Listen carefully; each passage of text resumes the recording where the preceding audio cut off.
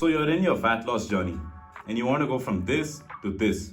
Stating the obvious first, you need to be in a caloric deficit to be able to lose fat. But that's not what I want to cover today. As I said, a caloric deficit is obvious. Here are 5 fat loss hacks explained simple and easy to help you burn that stubborn fat and make your journey much more simple, faster and easier. Starting with the hack number 1, intermittent fasting. For those of you who don't know what intermittent fasting is, it's basically you go for a prolonged period of time without eating any food. This could be 15 hours, 16 hours and the rest of the time gap that you have all the food that you need for that day. So what this does is it restricts you from eating in a certain time.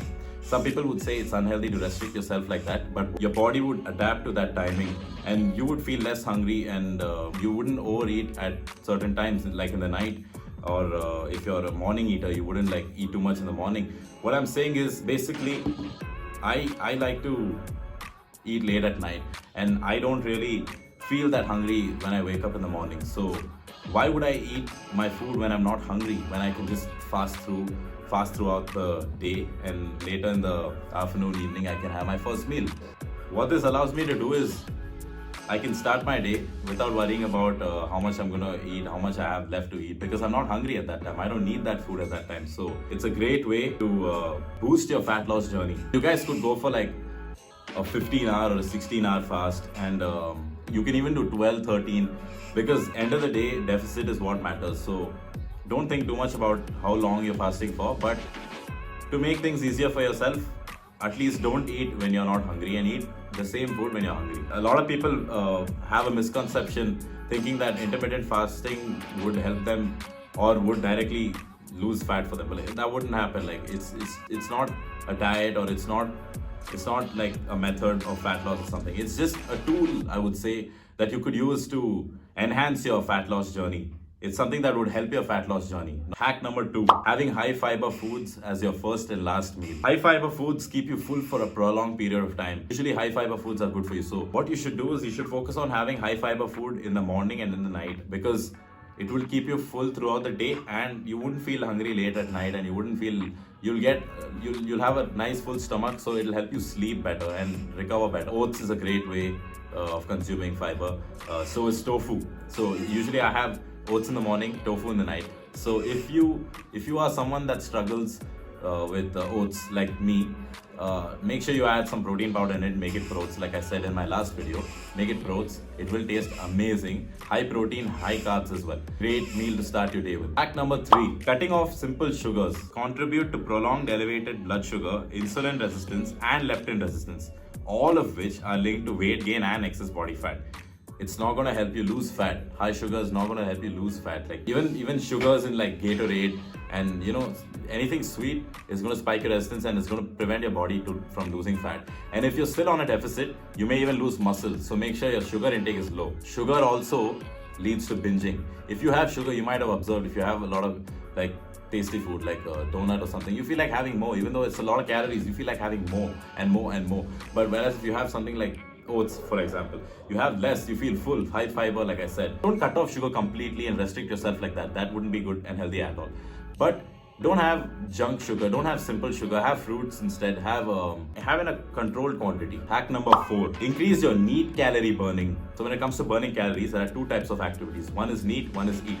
This stands for exercise activity thermogenesis and non-exercise activity thermogenesis. Or when you're doing some activity, physical exercise, and you're stressing your body out, that would be considered as EAT calories, EAT. So that is what you're burning in the gym, what you're working hard for to burn, what your cardio, all of these calories that you burn during these exercises and activities would fall under EAT. Whereas NEAT is like non-exercise activity thermogenesis. Basically picking up a book, getting up to go somewhere, or even just maybe, walking around your house could be counted as NEAT calories.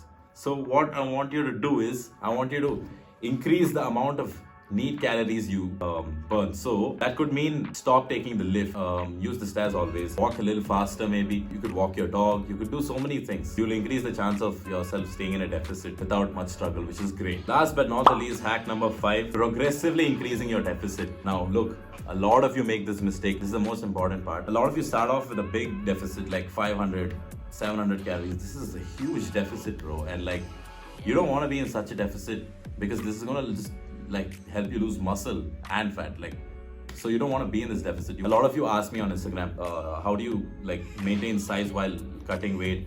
How do you feel how do you feel more energetic while losing weight? I feel lethargic. This is your answer to that. You're probably having too less calories because you don't know. Maybe you think you're in a small deficit, but maybe you're burning much more than you think in the gym or with need calories, and you're eating too less. So you need to progressively overload. That's the only way your body will respond to the diet. If you just cut off a bunch of calories, your body will immediately give a great response. By great I mean it will burn a lot of fat as well as muscle, because at one point your fat loss will stall and your muscle will start burning instead because you're in a deficit.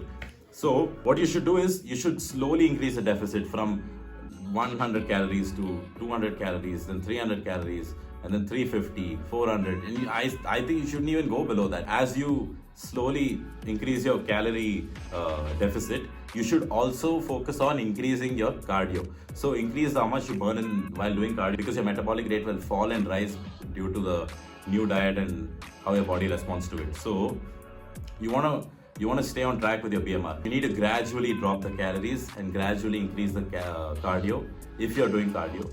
If not, it works as well. You can still lose fat, but it goes hand in hand, obviously, because you need to fit all the macros in while staying in a deficit. And by progressively increasing your deficit also, what it'll do is you'll not feel hungry all the time.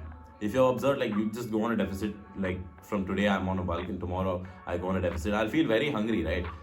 You can prevent that by having the right amount of calories for your body at that point in time. You implement all these 5 hacks in your deficit right now. Watch yourself burn fat much faster, much more efficiently, while keeping size, while having less hunger sensations, and while just being happier mentally generally. Thank you for watching. I'll see you guys next week. Don't forget to like, share, subscribe. Comment down below what you want to see next week. We'll make it happen as usual. See you guys. Peace.